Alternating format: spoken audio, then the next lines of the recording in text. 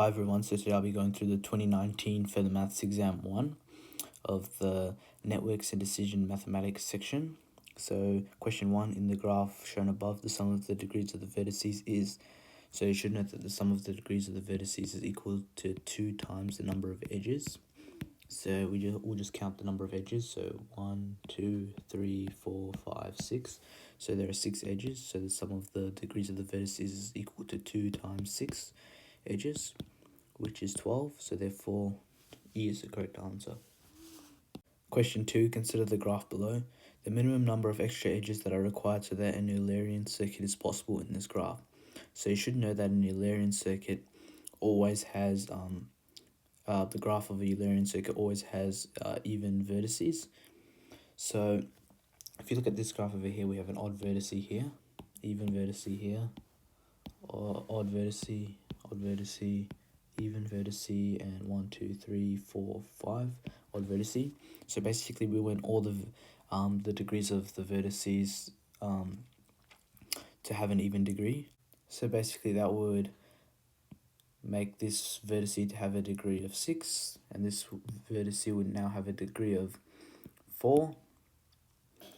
And now we could connect the an edge between this vertex and this vertex. So that means this vertex, that vertex would have a degree of 4, and this vertex would also have a degree of 4. So now all of the vertices have an even degree.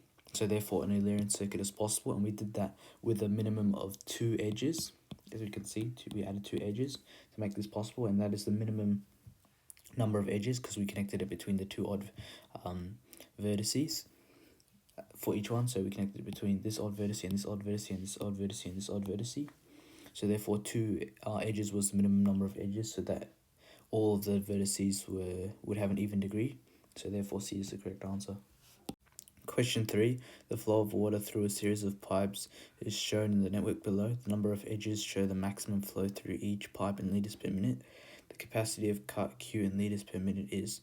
So to find the capacity of cut Q, we add all of the numbers on the edges through which cut Q passes through. So we'd add 5 plus 6, and we wouldn't add 3 because I've noted over here that you don't count backward arrows, and you'd also add this 3 over here. So if you do 5 plus 6 plus 3, that will give you 14. So therefore the capacity of cut Q is 14 liters per minute. So therefore C is the correct answer. Question 4, 2 graphs labeled graph 1 and graph 2 are shown below. Which one of the following statements is not true? Graph 1 and graph 2 are isomorphic. So to find whether graphs are isomorphic, basically you just calculate the degrees of the vertices. But in this case, we can already see that this graph has 1, 2, 3, 4 vertices, and this graph only has 1, 2, 3, 4, 5 vertices. Isomorphic basically means they're the same graph, just drawn differently. But as we can see here, they're obviously different graphs because we can see that this graph over here has 5 vertices, whereas this one has 4. So therefore, they're obviously different ones. So therefore, this statement is not true. I'll go through the other options. Graph 1 has 5 edges. 1, 2, 3, 4, 5. So that's correct. And graph 2 has 6 edges. 1, 2, 3, 4, 5, 6. Therefore, that statement is correct. It is true. Both graph 1 and graph 2 are connected graphs. Connected graphs just mean that each vertex can be reached via another edge. As we can see, all of the vertices can be reached to other. You can get from one vertex to any other vertex by going through other vertices, and we can see that's the same with graph 2. So therefore, that's a true statement. Both graph 1 and graph 2 have 3 faces each. So count the number of faces: 1, 2, 3. So graph 1 has 3 faces. Graph 2 has 1, 2, 3 faces. So therefore, that's a true statement. Neither graph 1 nor graph 2 are complete graphs. That is also a true statement because complete graphs means that each vertex is directly connected to all other vertices. However, that's not the case in graph 1 and graph 2. So therefore, that leaves us with A. Question 5, the following diagram shows the distance in meters along a series of cables connecting a main server to 7 points, A to G in a computer network. The minimum length of cable in meters required to ensure that each of the 7 points is connected to the main server directly or via another point is. So basically the question is just asking us to find the minimum spanning tree for this graph over here. So if we do that, we start up to find the minimum spanning tree, we just start off with the smallest edge. So we can start off with the smallest edge, 15 over here. So 15 over here. And we look for the next smallest edge that is connected to that edge. So we can see the next smallest one is 28. And after 28, we can look around for the next smallest edge. So either 35, 30, 33, or 36. So the next smallest one is 30. And then if you look from that edge to other edges, we know that we have 40, we have 35, we have 32, 33, and 36 over here. 32 is the smallest one, so therefore highlight the 32, the edge between F and G. So the next smallest edge would be 35, as we can see over here. And the next smallest edge is also 35 over here. So we'll highlight both of those. And then the next smallest edge to connect B finally is 28. So therefore, if you add that up on your calculator, you'll get the minimum length of cable. So 15 plus 28 plus 32.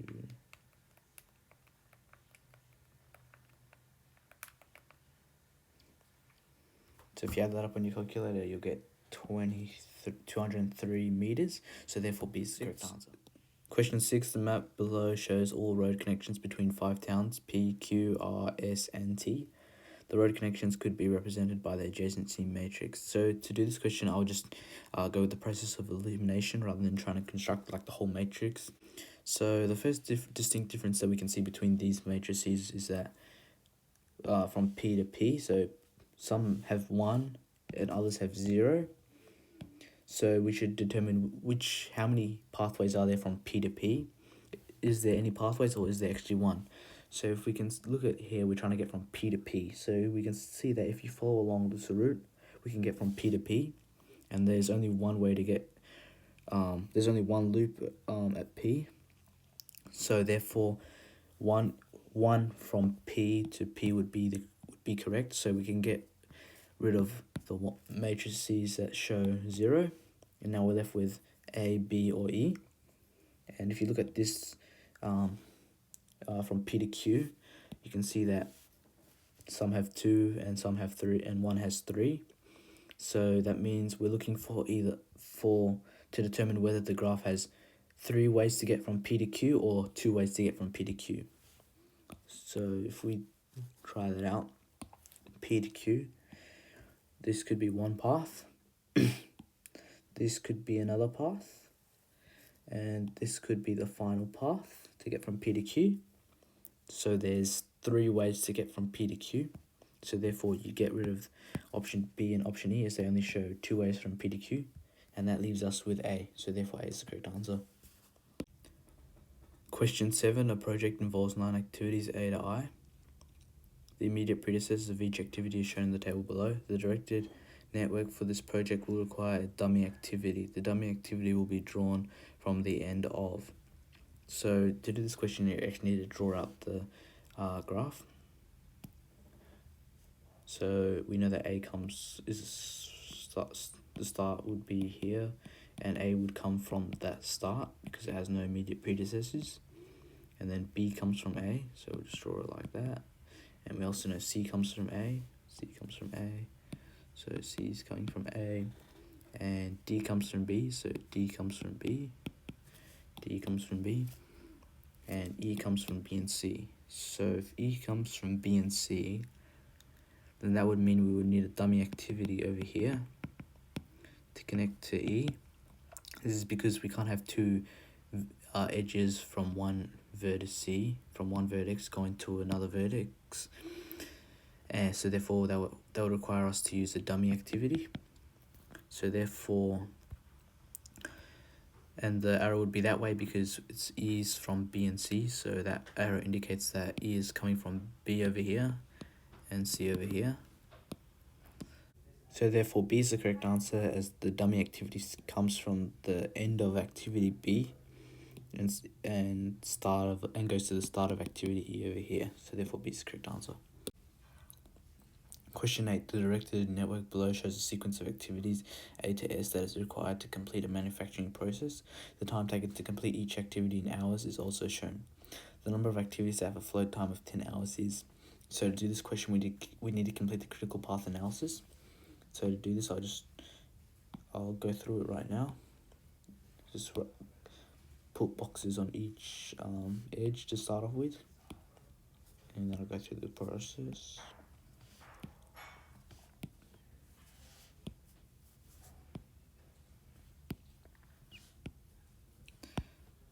So once you've done that, basically we pick the smallest number going forward, and we start off with 0 over here, so 5. Sorry, we pick the largest number going forward, so 5 plus 4 is 9, 5 plus 7 is 12, and 12 plus 4 is 16, and then 5 plus 1 is 6, 6 plus 3 is 9, largest number 16, so that should say 16 plus 5 is 21, 6 plus 8 is 14, 9 plus 3 is 12 goes in here, 12 plus 6 is 18, largest number 18 goes in the box, 18 plus 5 is 23, 18 plus 6 is 24, largest number goes in the box, 24, 24 plus 7 is 31, 12 plus 7 is that is 19, 19 goes in the box, 19 plus 2 is 21, largest number from these three edges is 31, so 31 goes in the box, 31 plus 8 is 39, 39 goes in the box, 39 plus 1 is 40, 31 plus 11 is 42, largest number goes in the box, so 42 goes in the box, 42 plus 9 is 51, so therefore that's the shortest time to complete the project, and 51.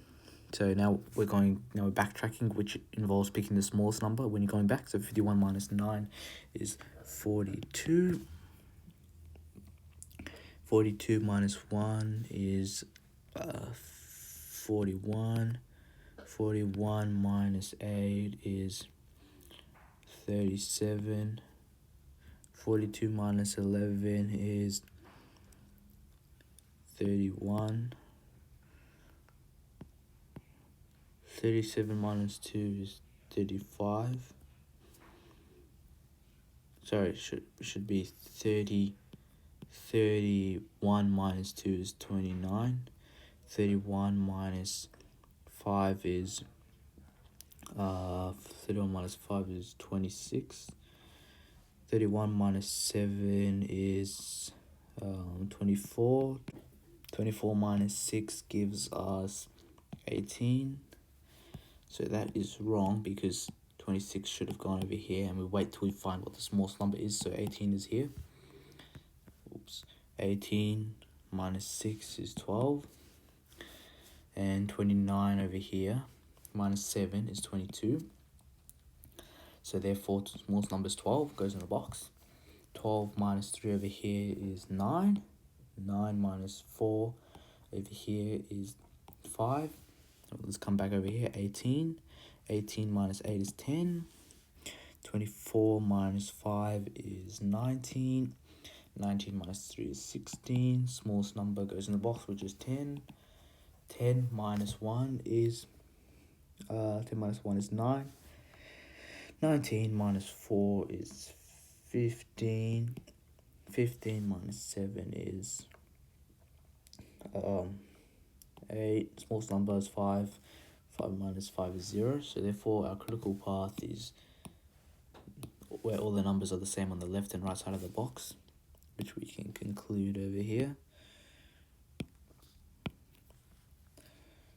And so basically those activities have a float time of 0, but we want to find 0 hours, but we want to find activities that have a float time of 10 hours.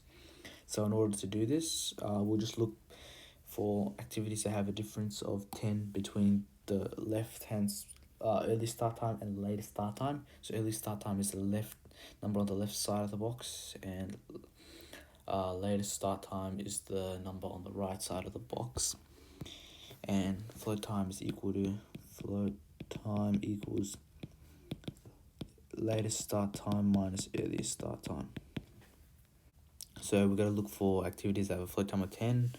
So we'll start off from the right side. This activity has a float time of, so activity R, we look at the left side box, there's a float time of 2, so that's not the right answer. Activity P has a float time of 37 minus 31, which is 6. And activity Q has a float time of 0, so none of those. And if we go back over here, so we can see that the float time of activity M is 26 minus 18, which is 8, so not a float time of 10. 29 minus 19, 29 latest start time minus early start time is 10, so therefore N has a latest start time, or has a float time of 10, so that's one activity we have so far. And if we look at activity I, 22, which is the latest start time, minus 12 early start time, that gives us also a float time of 10, so therefore that's another activity. So we'll just put that in box I. And we can see over here, I think the last one is G, which has a float time of 10, because we can see the latest start time 16 minus the earliest start time 6 is 10. So therefore activity G has a float time of 10 hours. So therefore, looks like those are the only ones. Those are the only ones we can have. They have a float time of 10 hours. So therefore there's 3 activities, 1, 2, 3, N, I, and G, which have a float time of 10 hours. So therefore D is the correct answer.